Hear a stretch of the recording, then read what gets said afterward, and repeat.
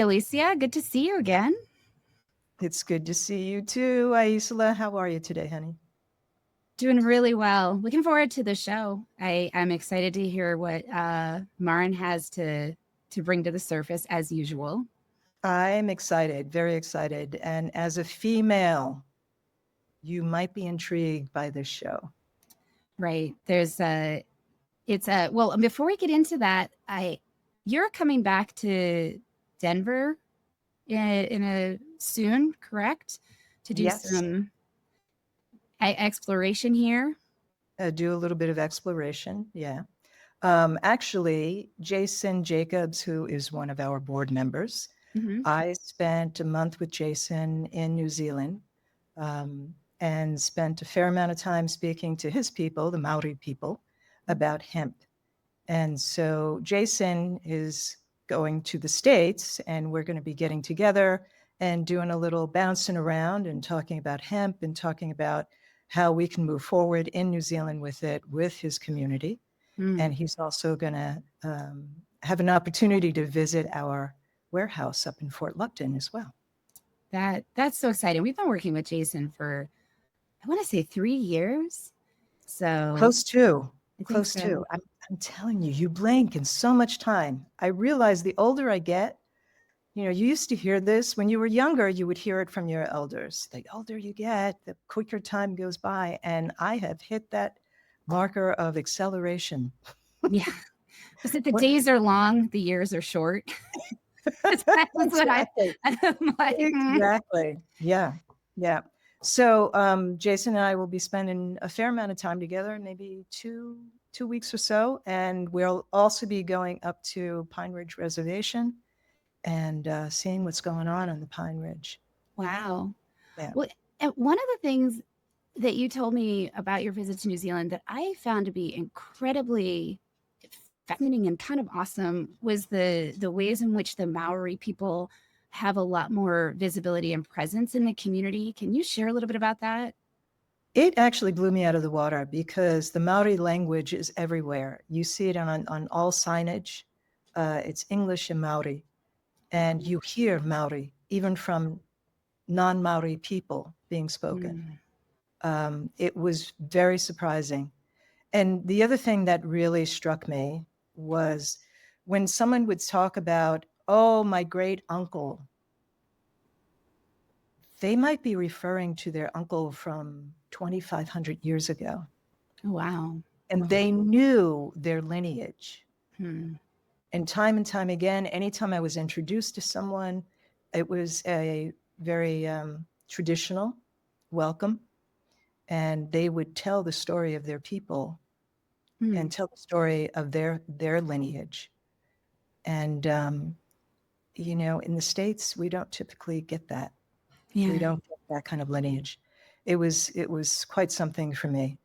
And I was also introduced to a school. It is 100% Maori speaking, Maori language only school. And I really teared up at that. Yeah. Yeah. To watch these 6 and 7 year olds, doing the haka, it just, yeah, it was quite something.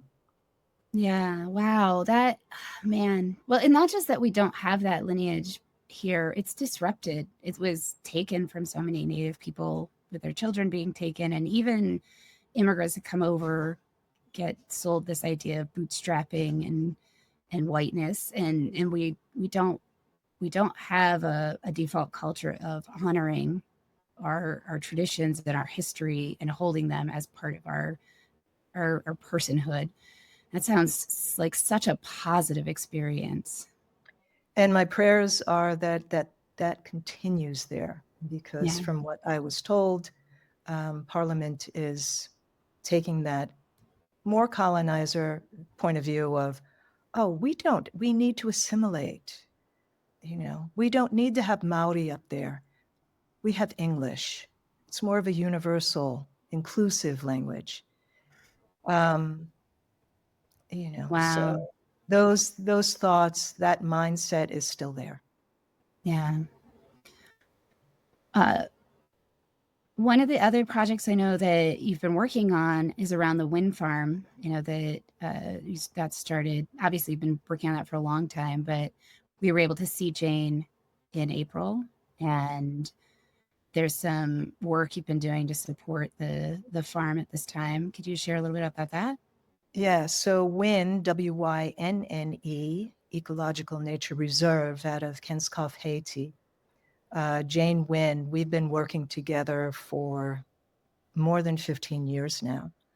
And where our resources used to go to doing workshops for women and children, over these last few years, our resources have gone to hiring the big men with the big guns to protect the women and children and to protect the land.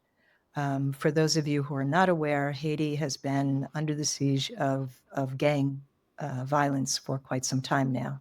And in this particular region, from what I'm hearing, Kenskoff is pretty much the last area that has not been taken over by the gangs. Now, the importance of wind farm, aside from the basics of educating people and helping people have an understanding of the importance of the ecological preservation and our diversity, aside from that, it is the location of the watershed for all of Port-au-Prince and then.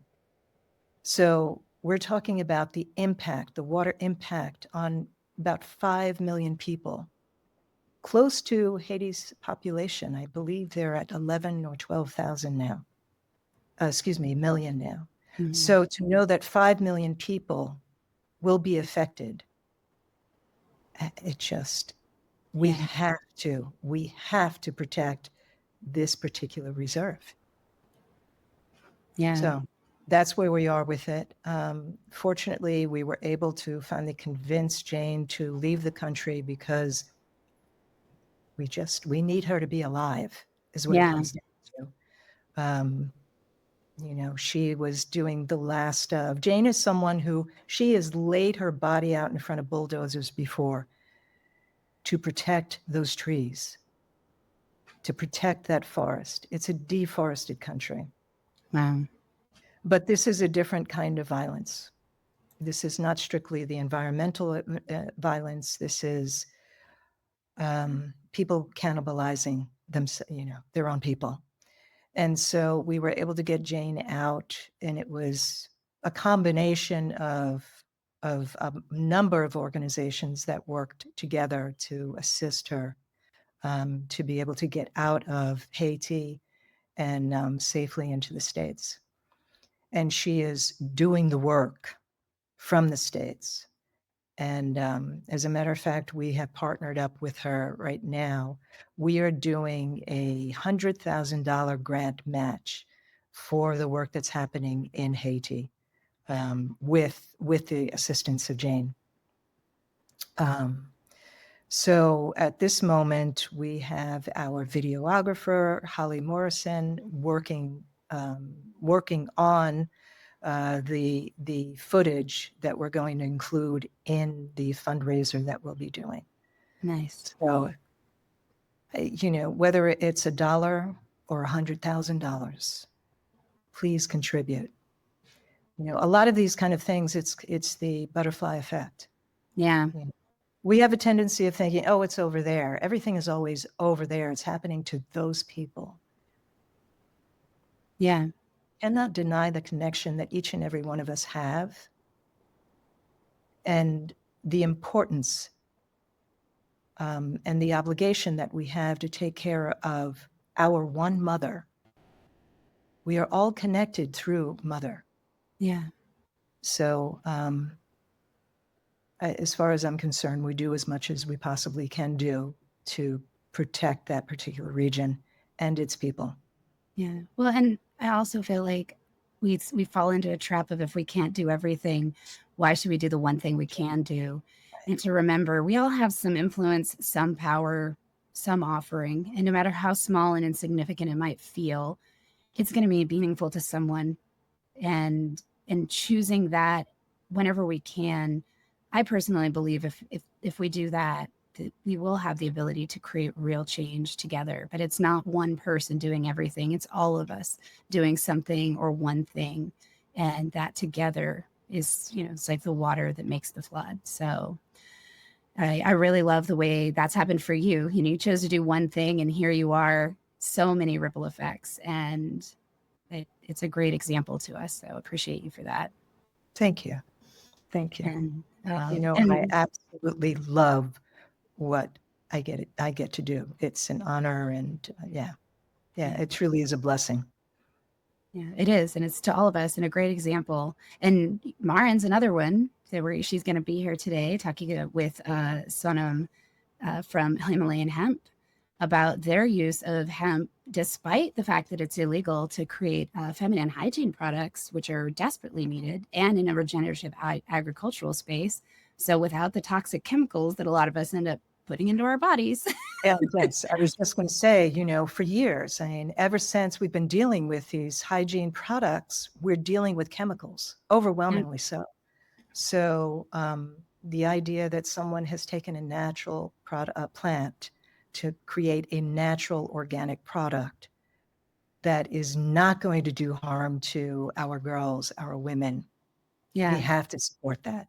Yeah, I'm excited to hear more about what Sonam's doing and to hear their conversation. So let's tune in for the show. Looking forward to this.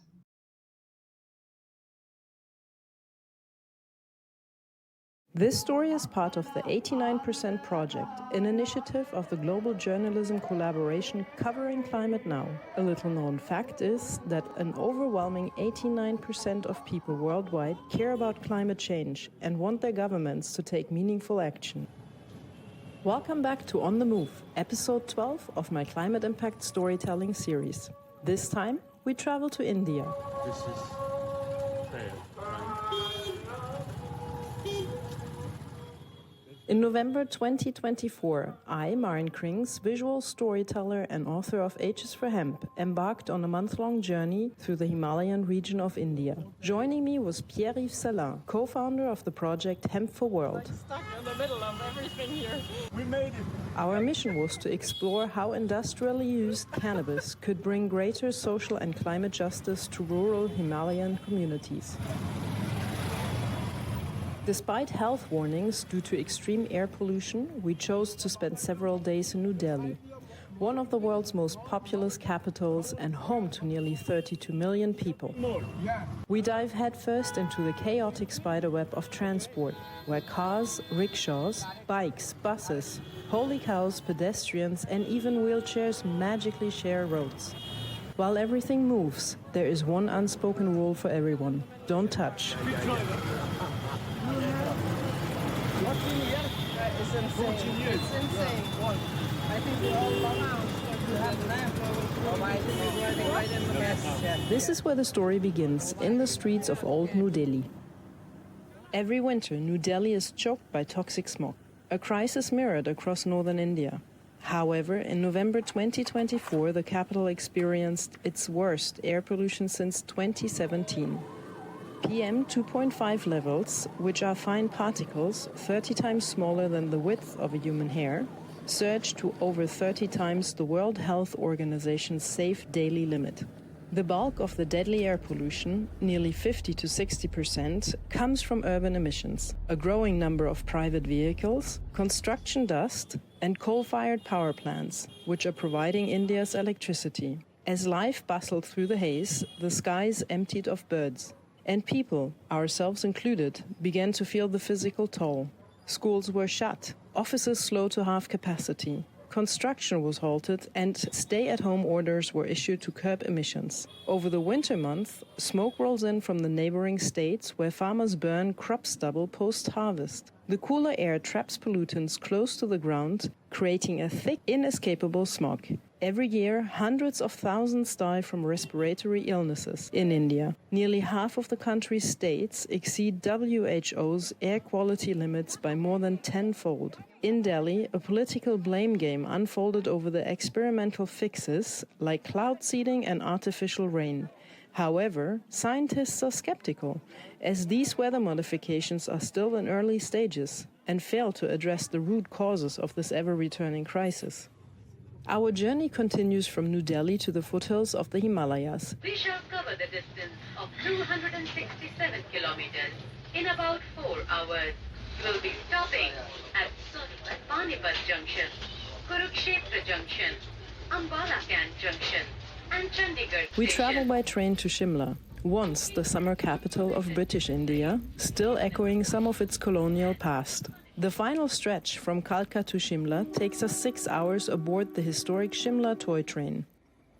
Crawling along at just 20 kilometers per hour, we spot our first wild cannabis plants right out the train window. I saw it.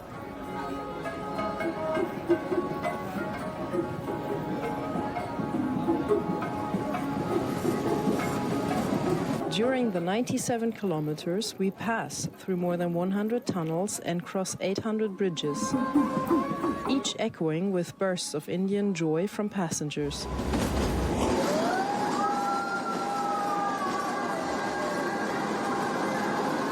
A gateway to a nation embracing happiness.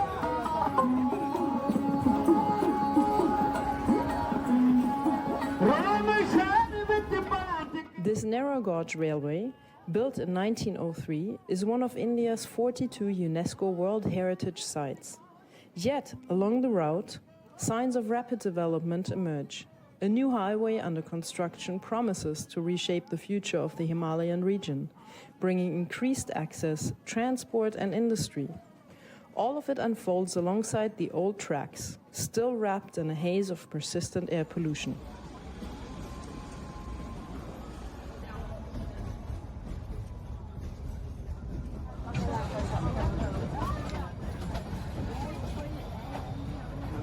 Bye-bye. Have a nice time. Thank you. Thank you. Thank you. In Shimla, we meet advocate Devin Khanna, a seasoned legal professional practicing before the High Court and the Supreme Court of India. Beyond his expertise of medical and industrial cannabis legislation, he is also committed to environmental protection of marginalized citizens against industrial exploitation and land degradation, and was involved in the 2018 declaration of the no plastic zone within 500 meters of the Taj Mahal monument. So these are the streams of the Himalayas. They're freshwater springs from where this water is coming. It's very pure water. And what happens is that we have cleaned this stream many times. But even if one single vehicle comes and dumps, that is what we have seen right now. Somebody had a festival probably in his house or some party in his house and changed the furniture and got all the cloth. Now you see all the blue and red cloth in the stream.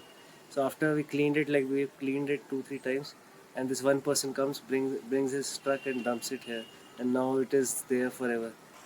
For years, advocate Devin Khanna has been a leading voice in the fight to legalize cannabis in India. He's actively shaping policies that would expand its use beyond religious and cultural traditions, aiming to restore economic opportunity to rural Himalayan communities that have cultivated, transformed, and traded cannabis and its many products for centuries. He also advocates for the decriminalization of charas, believing it could help drive out the far more dangerous street heroin known as chitta. In his view, sentencing young people to 15 years of possession, cultivation, or use only turns them into real criminals. Not by the plant, but by the prison system.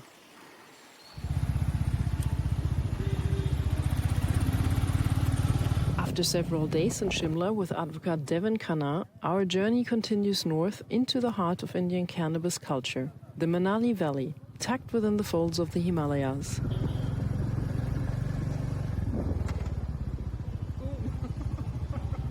Still suffering from the aftermath of what some call India's unspoken rite of passage, a stomach rebellion so common it might as well be stamped in your passport.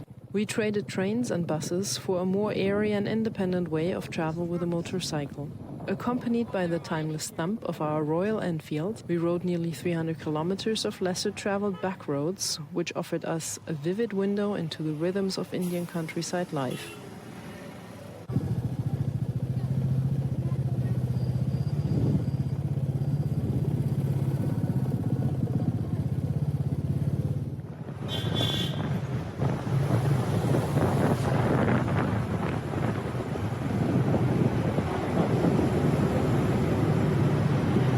Besides the raw beauty of winding back roads and the bone-rattling potholes on India's rural transport lanes, the journey also exposed us to the ongoing dance between rural development and the looming threat of environmental disasters accelerated by the climate crisis.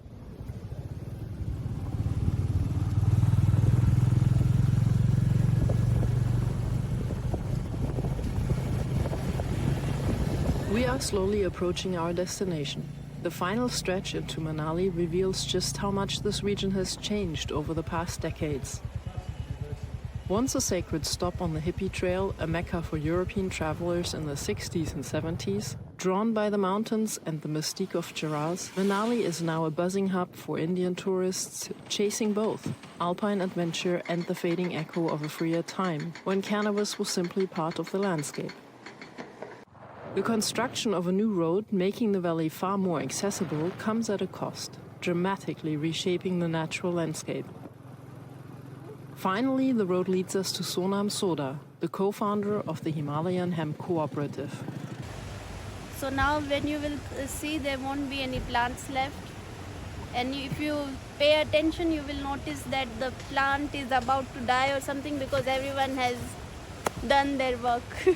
I am Sonam Sodha, born in Muscat, Oman and brought up in Kutch, Gujarat, western part of the India. And currently I am located in Himachal Pradesh. I am co-founder of Himalayan Hemp Industries Private Limited. It's a social enterprise aiming to unite farmers, artisans and innovators by developing eco-conscious hemp-based products like reusable hemp sanitary pads. Our vision is to actually preserve cannabis and hemp plants in Himalayan region by boosting marginalized communities. Like we give the flagship product which we are working upon right now. It is reusable sanitary pads, and we connect with artists and craftsmen like self-help group. We give them this material to stitch, and this is how we want to create a hemp value chain for farmers, artisans, and dreamers like hemp enthusiasts like us. So this is the basic dream what we have, and we want to follow this cooperative model where everything is transparent and farmers and artisans benefit more.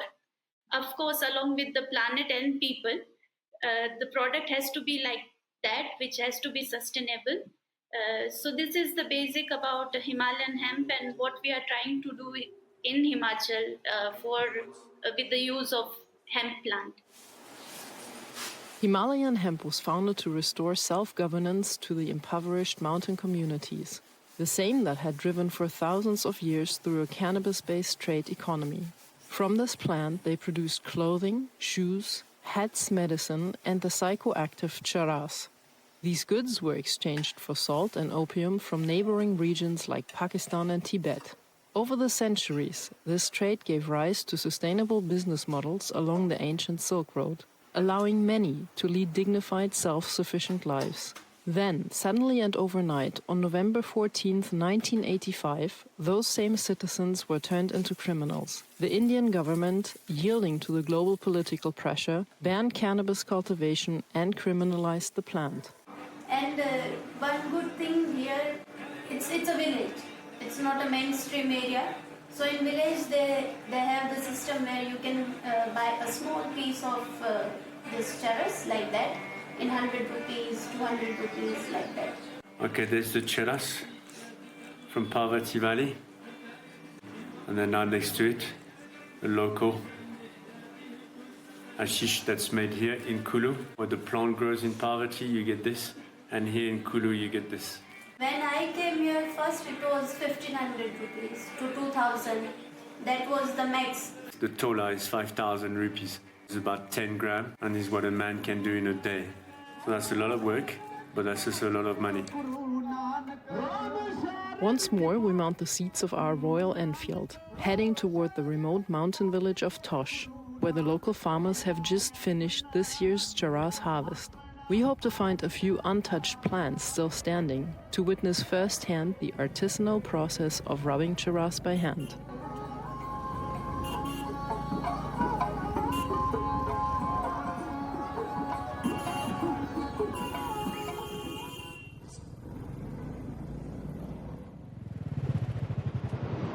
break time. The road climbs steadily to 2,400 meters above sea level, where we arrive at the lower edge of Tosh, a place often called the last hippie village of the Parvati Valley. But Shimla being 2,000? Well, we've passed the 2,000 long ago. We're like close to 3,000 now, I think. Oh, fuck. Ah la la la la la, putain. Okay, I'm off.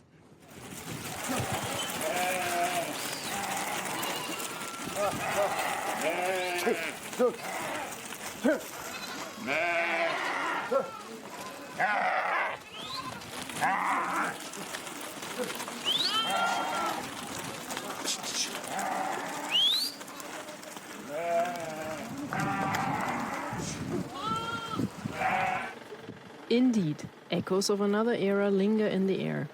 A curious interlude where the quiet resilience of mountain farmers meets the rising comforts of alternative tourism, all beneath the fading glow of a countercultural dream.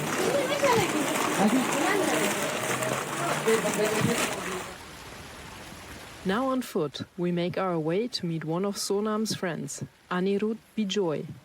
Just like Sonam, he moved to Himachal Pradesh out of love for the plant. From the locals, he learned the craft of charas production.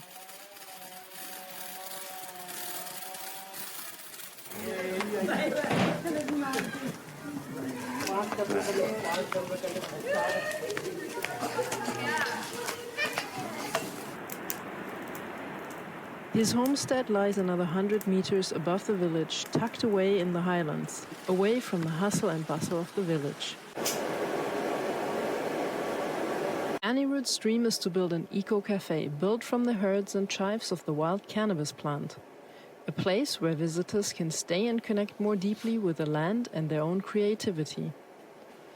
He knows just too well all the challenges his local friends face who work with the wild cannabis throughout the region. All of them live under the shadow of policing and the continuing criminalization of the plant. Anirudh shares with us that locals are constantly in fear of being caught by the police, which would jeopardize their families and future in a heartbeat. And yet the harvest brings more than just risk. It still brings income, hope, and tradition for many of the locals.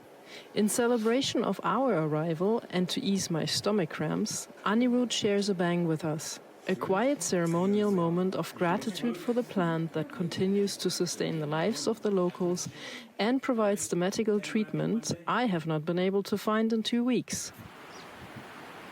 The following day, Anirudh initiates us in the traditional method of charas production.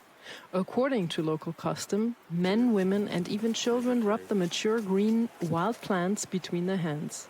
The sticky resin that accumulates on their skin is then scraped off and shaped into small balls. Though charas is illegal, it remains a highly sought-after natural product set to enhance focus, relaxation, and a deeper connection with the environment. Send it to us. See. Do you see? What remains after the charas is rubbed away, the stalk and fiber, is what Sonam envisions as raw material for hemp-based menstruation pads. For now, the women weave with imported Chinese hemp yarn, but Sonam is laying the groundwork for something greater, a local supply chain built from the region's own cannabis. As she educates and equips her community for circular production, advocate Devin Khanna continues his fight, pushing forward a new cannabis policy already written, now awaiting passage through India's High Court. In the world's most populous nation, with 1.44 billion people and rapid industrial growth, the return of industrial cannabis holds quiet but powerful hope. A hope for a more sustainable future.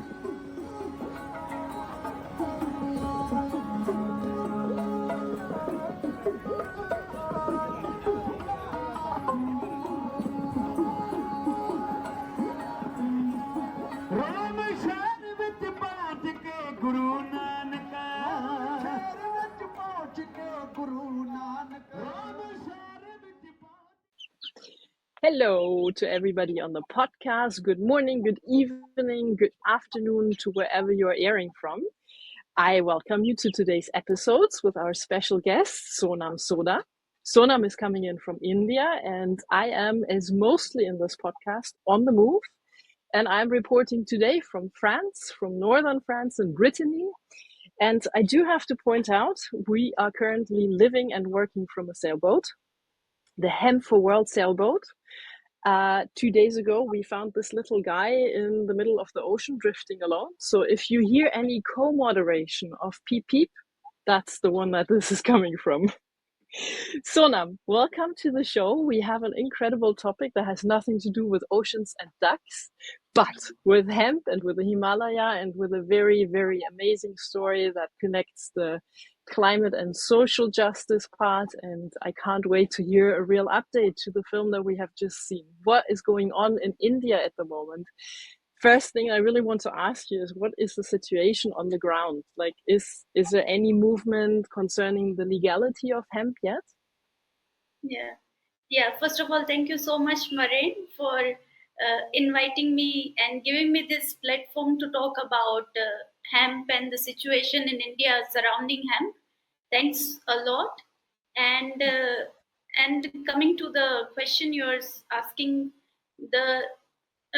the situation around hemp here is actually gray. It's a kind of in a gray state because in Indian law, for industrial hemp, we can cultivate it legally and we can make use of its stock, fiber, seeds, all the non psychoactive parts of the hemp plant. We can actually make use of it, but the thing which is unclear is the policy around how to take the license, and the framework of this policy is not at all clear in India, especially in Himachal Pradesh.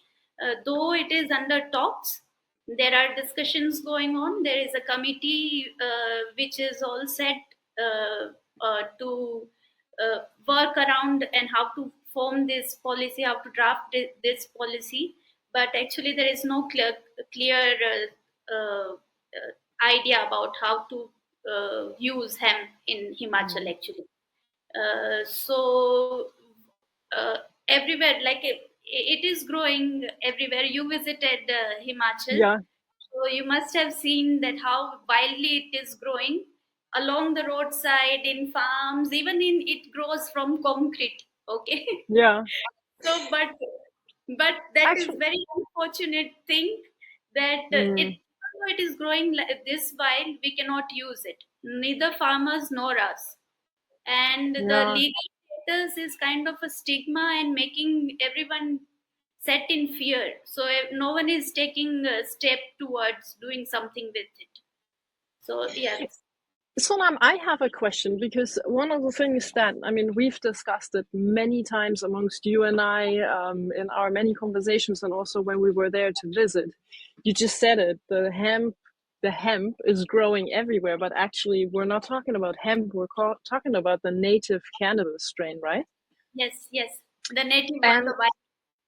Yeah, and so if we maybe stick to the distinguishing and talk about cannabis when we're talking about the wild one, also the one that contains THC, which is obviously, very much also of a lucrative business in the Himachal Pradesh and in the mountains, especially those that we visited together. How are your efforts with Himalayan hemp going forward? I know you want to preserve the native seeds. You do talk about hemp, but I suppose you're actually talking about cannabis, right? It's about the preservation of the native cannabis seeds and not getting them mixed in with European and let's say Northern Hemisphere hemp seeds that are being bred down to low THC levels. Yes. Okay. I'm actually denoting wild cannabis, which is growing here, which can be used. First of all, we have to start with that which is naturally given to us in abundance. Then we should, in a way, do research about it and start using it appropriately, ethically, and it has to be transparent. Everything from the seed to the product, all the process has to be visible to everyone, not just to legal authorities, but to the farmers and the people working around it. So I'm talking about wild plantation, and yes. have you considered to maybe start talking about industrial cannabis versus hemp? Because I always find it very confusing when we talk hemp. To me, that's the, you know, low THC, 0.3% THC hemp. It's an industrial plant, but obviously, and that's the thing that we're really missing as an educational on the more global level, is that the cannabis plant and the hemp plant both derive from cannabis. Industrial hemp is cannabis sativa linea. The other one is just cannabis, and then whatever the strain is that you're growing. And of course, you can do the same industrial purpose from cannabis as you can do with hemp, with a 1+ that it has the THC. And I suppose, so what Himalayan hemp is laid out for is really to focus on using the cannabis in an industrial way to pursue all the textiles and everything that you're trying to make from it, right? Yes, yes. We our vision is to make use of what is available here naturally. But since the legal status and the situation around it right now is not in our favor, so what is happening is that we don't have we have unmanaged sources. We have to source it sometimes from wild, though it has to be legal only, and it is a wild plant. It has higher level of THC compared to the industrial one, which is known for lower THC, and we just make use of fiber. We extract fiber from it, stalks, chives, herds, and seeds, which are non-psychoactive. So, and yes, the plantation which is over here, it contains psychoactive. Probably it is very potent in high in THC, but it can be regulated, and the stock that can be used industrially. We have to extract fiber. We can extract fiber from it and convert it into the yarn. Traditionally, in Himachal, people were using hemp ropes for their work. They used to carry their foods, which they used to chop it from the forest for the winter. They used to tie it in hemp ropes only. They still use it, but now there is a fear about this legal stigma and situation. Otherwise, it is traditionally used. Even they used to make footwear, pulas, it is called, which is mostly used during snow time. It is very during that time. It's so funny you're saying hemp ropes. I'm sitting on the hemp for world boat, and I don't know if we can see that, but this is hemp rope that we're using here for our sales. So it's I mean it's so bewildering to see that this is all classified as a drug, and I mean this would be kind of leading into the next question that I also have for you in our conversation. How is this whole talking legal, talking illegal, and having it actually a bit of a gray area? How's this influencing the work of the Himalayan Hemp Cooperative? I mean, obviously, you're trying to give women work in local remote communities. You're trying to extend the use of the plant far beyond the charas rubbing, which, now we're talking clearly the illegal activities, the consumption activities. How are you dealing with that? Is that putting you as a founder and co-founder of the Himalayan Hemp Cooperative in legal risks to be playing in that sort of gray zone, or how does that work? No, it does impact us in every aspect, from finding local support to finding an investor, because it is stigmatized, and because of the legal status, investors who are into sustainable investing, who mostly invest in sustainable projects, they are also fearing. They even think twice before investing because of the status of it. So of course, the from start to end, everything gets impacted because of this, and and the fear.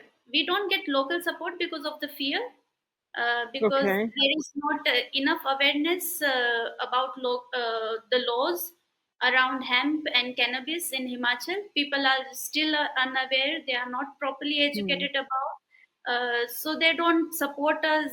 They don't have that. They don't want to get into this legal and face this legal authorities, police. So even that support sometimes we lack from the local people. But with awareness and slowly by showing them, by Yeah. making a sample, like we made a sample of hemp hut.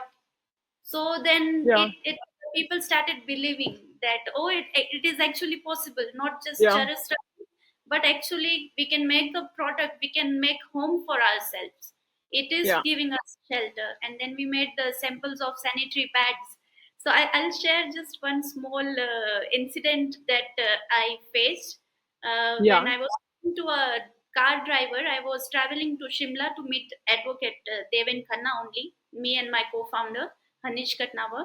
I just gave this sanitary pad to driver to show him that it is actually possible. I have a sample with me. So the first thing what he did was he just grabbed it from my hand and he smelled it. That to find the smell of cannabis. So people are so innocent and naive about this. So we have to first start from there, and but because there is Yeah. no formal framework around it,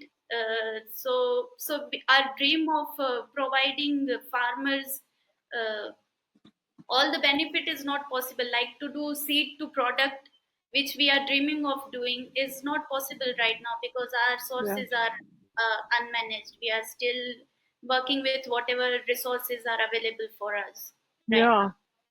Yeah, so That's incredible. I mean, we know from the history that I've been taught by you and Hanish, that India used to trade with the cannabis in the old days. You used to make all these textiles. It was so much more than just a just a drug.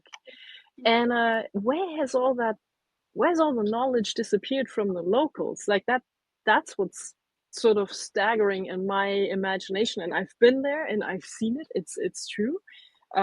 You say you're there to make a reportage about hemp or industrial cannabis. People just basically take 5 steps back and they're like, whoa, yeah, I don't want to have anything to do with it.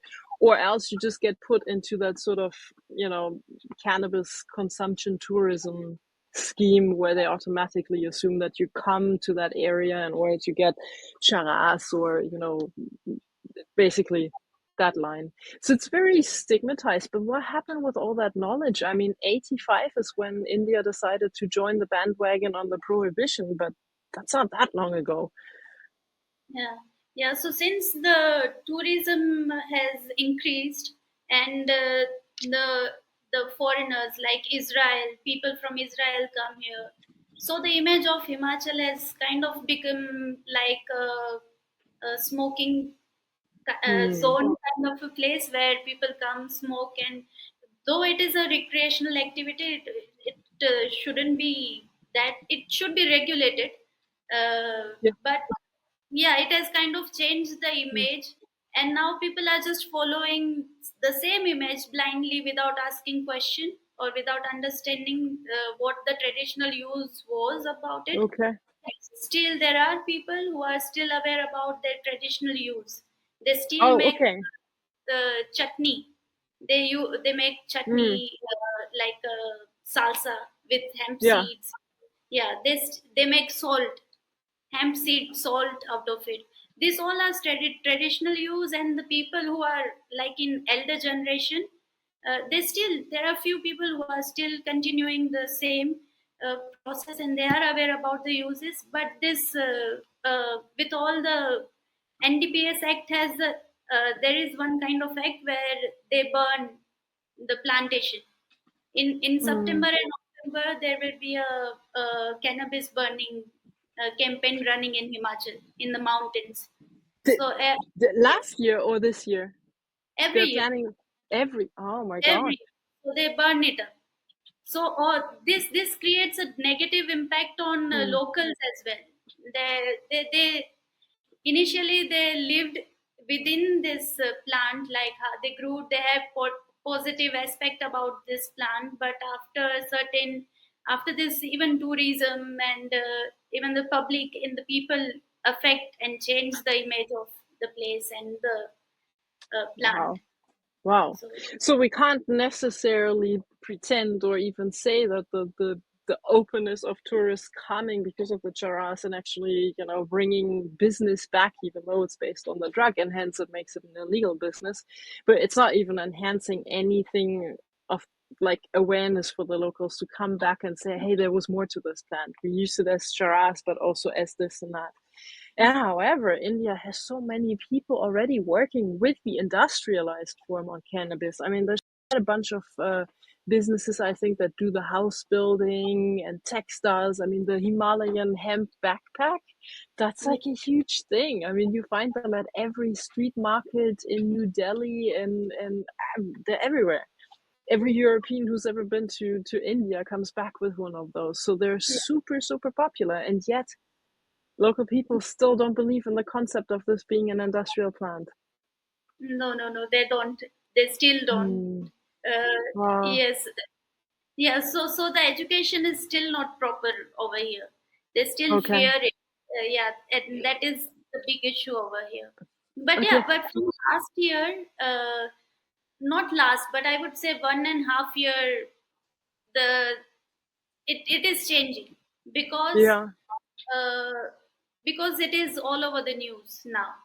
The Okay. policy being framed, people are working on this, so the news is out there, and the people are Okay.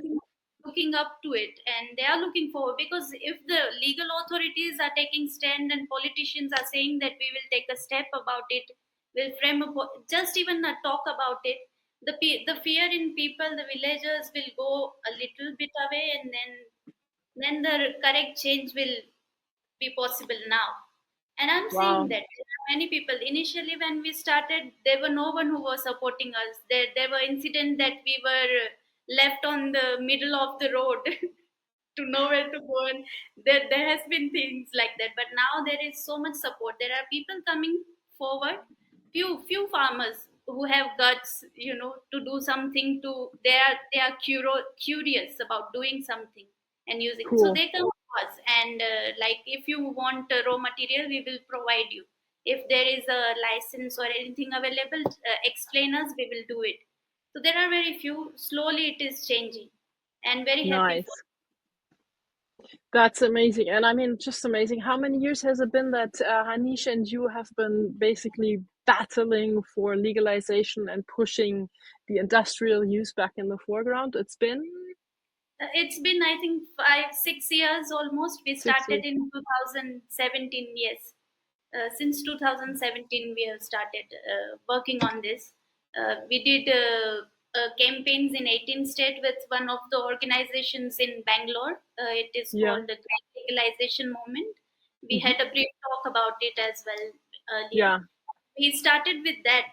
We went on doing these campaigns in 18 states, and go to the secretariats, politicians, Mm-hmm. with all the files and licenses and studies about cannabis and how it can be beneficial. We have done all of that, and then we started with this Himalayan hemp in Himachal, Well, doing some small, starting with awareness first.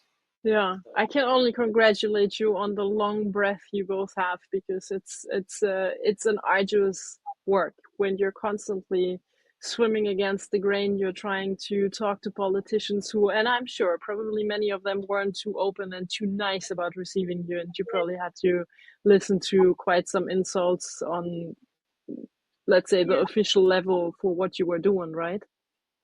Yeah. How? Sometimes it has happened that they just don't entertain you that much.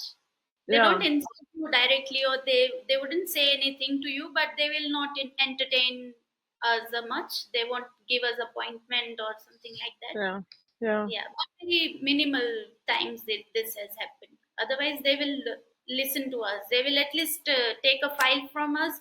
They won't do anything about it, but at least they will take all the information from us. That has been there. Okay, okay.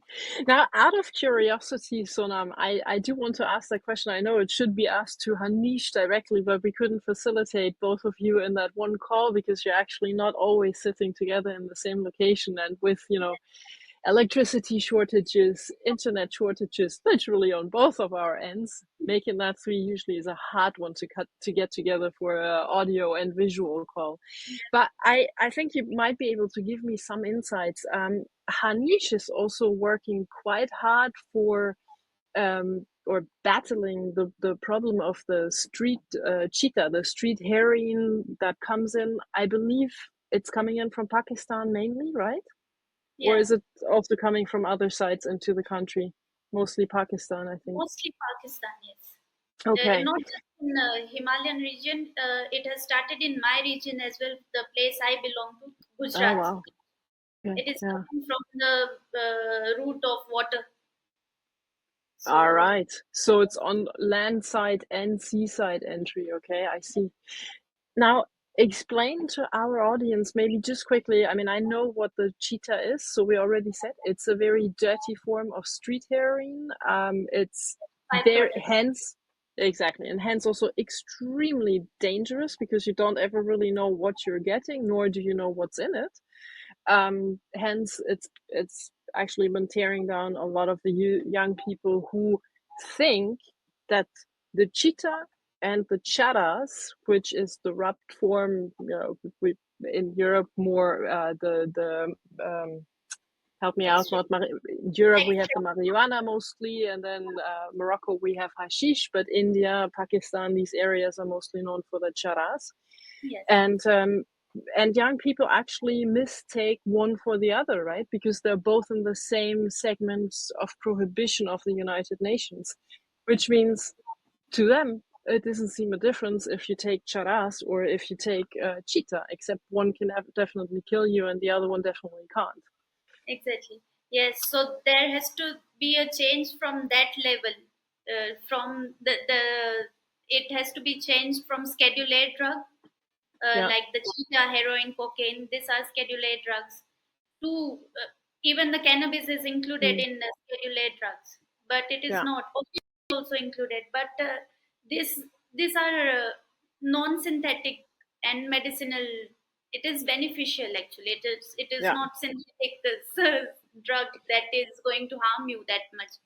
So first that has to be changed, and it has changed. It is not anymore in Schedule A drugs, but it is still in. It is not decriminalized. People, if caught with small amount of cannabis or charas, they have to pay a fine of 10,000, or they will have to go to jail for 6 months. So there has to be a change, and because of this, there is no proper education. There is no proper awareness about it between cheetah and charas, especially the place where Hanish lives in Kangra, in which is up north towards the border of Pakistan, right? Yes. Yeah. So that is a big struggle, and it is very Is this fight to basically educate also about cheetah from Hanish? Is this also embedded into Himalayan hemp activities, or is this something that he's doing on the side because it's basically a necessity to make sure people are not dying of a street drug that they mistake for charas?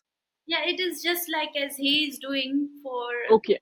He is located in that area, and he has been seeing this now too much. Growing a lot, so it kind of connects Himalayan hemp as well as education part, like education about charas, and even it will be a good education to have proper knowledge about all the drugs, so you understand what you want to do, you shouldn't be doing or shouldn't be allowed to do it, so that way. But otherwise, he's more into cheetah situation. Yes. Okay, so this is super interesting for those who listen to us. You know, we're hearing like Himalayan Hemp Cooperative. We've seen the film, which gives us a little bit of an introductory to life and how things move in India and in Himachal Pradesh. And it's quite amazing what, broad depth of topics you guys, and it's literally just the two of you for the moment are really covering, because you have other people coming in on project base. You have the weaver that you're working together to do the textiles from hemp. But at the same time, if it's really stemming the whole project forward, it's you and Hanish, right? Yes, me, Yeah. Hanish, and we have a textile expert as well, Kaushik sir, who is from Dehradun. He has been a huge help. He is the person who's helping us developing fabric for reusable sanitary pads. So, And how far is that away from where he lives, from where you are located? Uttarakhand. So this is Okay. Himachal, yeah, Uttarakhand only. So it isn't that far. It is probably 800 kilometers from here. Okay. 5. Well, for India, Yeah. not far. I would say in Europe, that's already a bit. Yeah, The reason why I'm asking is because we went to visit the weavers workshop, where you're currently, and I think that's still currently undergoing, where you're doing all your fiber tests, where you got the spun yarn, and this is where you are trying to get the hemp cloth for the menstruation pads, right? Yes. Tell us a little bit, and I know this is your heart project within the Himalayan Hemp Cooperative. Number one, I would really love to hear what made you set out. I mean, menstruation pads, you could have gone for backpacks that might be more popular to sell, or for fashionable hemp clothing that you're going for. Why did you dismiss these more popular products and actually focused on menstruation pads? What was the story of that? Yeah. So since, as I mentioned, that we were doing this activation campaign thing with this Bangalore organization, Bangalore-based organization.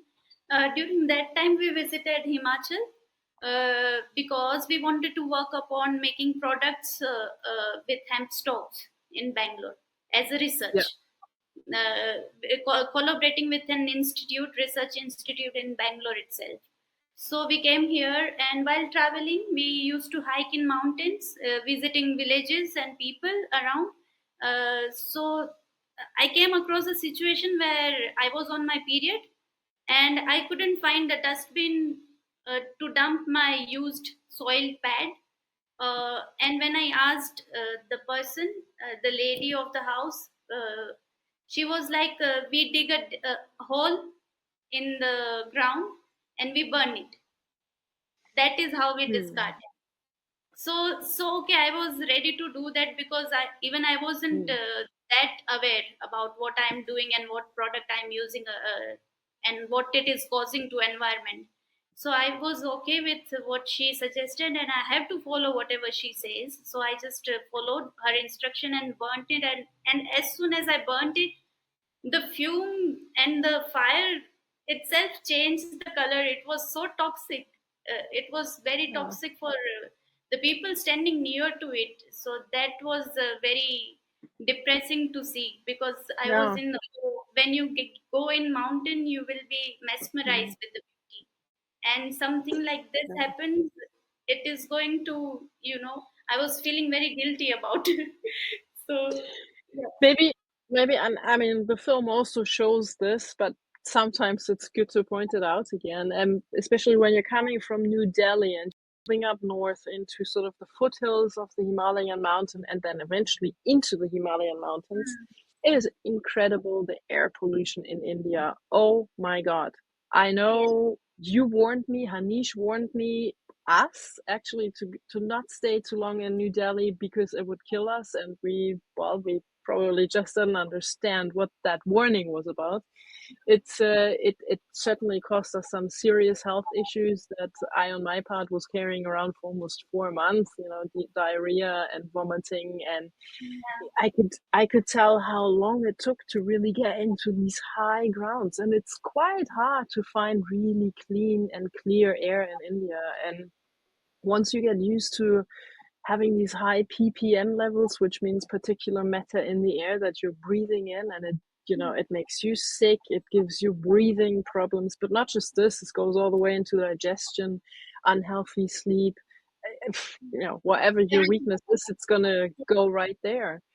And when you describe this, now you've reached the peak of the peak, and you're finally having fresh air and clean air, and that you're having that side. It's more impacting than when you're used to clean air and then comes a little puff of something, but it dissolves and goes. Yeah, I agree. Sonam, you actually you also came to Germany last year, and you spent 3 months in Germany for an internship, right? Yes. Yeah. And that internship you did in Berlin with the Federation of Sustainability in Berlin, which is also a lovely work partner for me in the hemp business, because they're also connected to the Linnaeus Hemp Competency Center or Institute.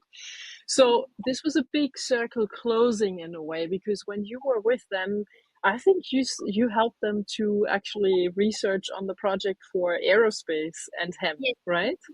Yes. But somehow the menstruation pad from hemp also kind of came back in, and I remember that you actually opened their eyes quite a bit in regards to menstruation product safety in Europe, which is a completely untalked about topic. And it's so weird because, we're combined now. You're zooming in from India. I'm sitting here in Europe.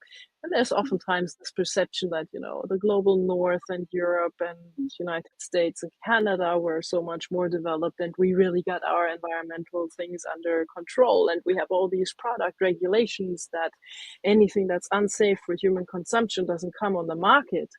What is it that you learned about menstruation pads in Germany? I mean, it's not just confined to Germany, but that's where you picked it up, right? Yes. But first I will start with thanking you. Because of you, I could complete this fellowship, actually, because you got me connected to Martin and Wolf and the BBNJ team. But yes, the standards of the quality of product is good over there, but it was very surprising still that these products are not chemical free. They are still using synthetic sanitary napkins. That was little shocking for me, because I'm like Germany and European countries are much more eco-conscious, and they take environment very seriously. They value it, and they actually follow it. If they even segregate the waste. It is so well managed. So still I saw the products, and people are still using those products. So it is like they choose comfort more. I mean, it's I'm using a menstruation cup, so I've sort of been out of using any of these single use things for a very, very long time, like over 2 decades. But it's absolutely, like, it was horrifying to me to find that out through you coming to Germany, you having the project in the Himalaya that you have, and then meeting up with Linnaeus and the Sustainability Foundation, and realizing that we don't have a norm, we don't have a health norm on this in Germany. Many of these products go into all of these, I mean, menstruation products go far beyond tampons and the pads and everything. There's also the menstruation underwear. They're full of PFAS. They're full of these chemicals we know that they're extremely harmful, and yet there's no rule that they cannot be used in something that females are using directly on their body, which means we're definitely put into harm's path directly. So it's but when we take that story back to India now, I think in India it's also another thing you said. It's the reduction of waste for menstruation products. It's using fair products coming, being organic and everything, but you're also trying to really build up a supply chain where you give work to the local women and build up sort of local circular economies in these little villages very high up? Or is this taking it more down into the lowlands where industry has already established more? Yeah, it's kind of a mix of both. Okay. Yeah, it's not limited to only Himachal. Uh, we want to do it pan India as well, because it is the necessity. It is a basic need and basic necessity. It shouldn't be counted any different. It Yeah. is like air, water. We breathe oxygen. It has to be like that. It has to be Yeah. so normal. Yeah. So yeah, so that is what we are trying to do. And yeah, it both in Germany and India there are no set standards. It is very surprising, very shocking that and it's still nobody is still working very hard to set standards. There has to Hmm. be, yeah, there are only standards, very few. If we go in the laboratory to get your pads tested, there are very Hmm. few, like leakage testing, pH testing, but there were no standard for reusable pads. So how can we believe on that product that without testing? Yeah. Uh, Yeah. is it reliable or not? But we did all the tests which were possible on synthetic sanitary napkins. We did Okay. all those tests on reusable sanitary pads because there Wow. were no tests, so we have to start in anyway. Yeah. So So that is how we basically, you started. created a bit of a parameter path for even other products, right? Yes, yes, yes. So it's kind of, even in Germany, we need to do set the standard for sanitary products. For it, Yeah. it is basic. Yeah. So That's that is, amazing. Well, thank you for coming over to Europe and actually pushing this one forward. That's a really, really big one, Sonam. Thanks. yeah, Quite stunning, and also again, quite stunning that these things in the 21st century, as developed as we are just. I mean, I know in India, menstruation is a bit of a forbidden topic. You just don't talk about it as open as we do in Europe. But I feel, having that conversation now in Europe, we pretend to be open to be talking about these things, but apparently not, because otherwise it would be brought much more to attention that there's an issue, a health issue, a health risk with these products. yes. Yeah. Wow. So, Sonam, what can our audience expect to hear and maybe even see from Himalayan hemp in the near future? Is there any breakthrough to be expected with the menstruation pad project moving forward, or is it more the small steps now, having the weavers workshop set up? Please give us maybe just a short overview here, and then we'll let the audience know how they can follow you. Yeah, so as Maren mentioned that I was visiting Germany last year through CCP IFA organization. I did a fellowship through which I got connected to BVNG. Over there, we tried to collaborate and do introduce this hemp product, reusable sanitary pad in Germany, in German market. So we are kind of collaborating on that basis with the Sustainable BVNG Institute in Germany, Berlin. And after finishing that, I applied for a synergy through CCP only, IFA organization. They provide basic funding to, if we are collaborating with German countries, or the countries which 40 countries which Oh it's wow. under their scope. So we can tie up with them and do the research or the project we want to do. So fortunately, I got selected, and Bravo. funding even yes, funding even we even received the funding, and we finished the fabric making. The weaving is complete now. The finishing washing of the fabric will be done, and then we have shortlisted self-help groups in Himachal, in nearby areas. So the immediate thing which we are going to do is full-fledged develop this sanitary pad and launch a pilot project in local Himachal only. Also develop it according to the standards of Germany, Yeah. because the yes, we sent the samples to Germany, but unfortunately, the standards of German are different. My Yeah. product is different. It was created for Indian market, Yeah. considering their needs. I will have to do the same thing with much more expertise, maybe from Berlin itself, to develop a product for German market and their needs. So Okay. these are the immediate actions we are going to do, and hopefully the product will be out this year before the end of this year. Wow. In his Okay. Now, if listening to you, I mean, I imagine as for anything in business, financial resources are always an issue. So you're probably looking for those. But is there maybe also a shout out we can give to our audience in terms of, is there any particular, I don't know, collaboration on the human end that you're looking for in Germany or in Europe for developing your already developed product, or let's say tweaking it to be fitting for the European market? Is there? Yes. Actually, I'm looking for, because I will need a menstrual health product expert.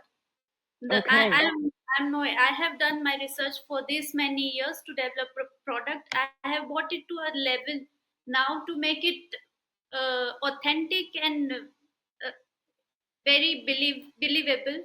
Then I will Mhm. need a product expert, menstrual product health expert itself, to support us or guide us Okay. to make this product valuable, much more healthier. Okay. Well, I hope that the universe will spin its Yes. circles here and somebody will listen to us who might either know somebody and can point that person out to you, or maybe is a person directly who can get in touch. Saying that, we have pretty much reached the end of our conversational part of the podcast. I guess real moms usually at that point say the baby woke up, but mine is pretty sound asleep. But Good Sonam, support. oh, he is reacting. You're waking up now. Okay. Well, then we have a good reason to come to an end. But Sonam, tell our audience, how can they follow you? Is there a way, Instagram, website, anything that's better than the other, where they can get news on what's going on? Yes, for updates, like regular updates, you can follow us on Instagram. It is Himalayan underscore hemp underscore. That is our handle, Insta handle, and we have a website as well, which is www.himalayanhemp.in. Perfect. So you can read about us in details and watch videos and some awareness and food products, or do some shopping even. Cool. Oh, Yeah. yeah, I know. I've already sampled some of your things. They're amazing. Definitely worth for the audience to look into. Sonam, thank you so much. And we'll definitely also include your handles on the show notes. So anybody listening to us, just go in the show notes, please, and have a look and connect with Sonam and Tanish. And if you can and want to support their project, it's amazing. And to you, once again, a huge thank you. Sonam hosted Pierre from Hempful World and myself last year for almost a week in Himachal, and we had an amazing time. And I hope the film shows the many adventures that we did together and the many different viewpoints we got from the area. It was quite amazing. Thank you so much, Sonam, and I hope we will meet again. May it I be can't in Europe or in thank you. India. Yes, definitely want to see you guys again. Hopefully this year only. I hope to see you people here. If Thank you it's so this much year, for. it's probably you coming this side of the ocean again. If the plan, if everything goes according to plan, then I might be able to visit for a brief. Cool. It will be a brief visit, but maybe I'll be happy to meet you all again. Excellent. We can't wait to have you around again, Sonam. Thank you so much. Thank Thank you you so to much. our audience, and everyone have a lovely day, and we will say goodbye at this point. Bye. Bye.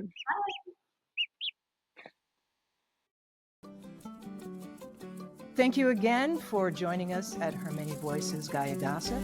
Remember, whatever you do for another, you do for yourself.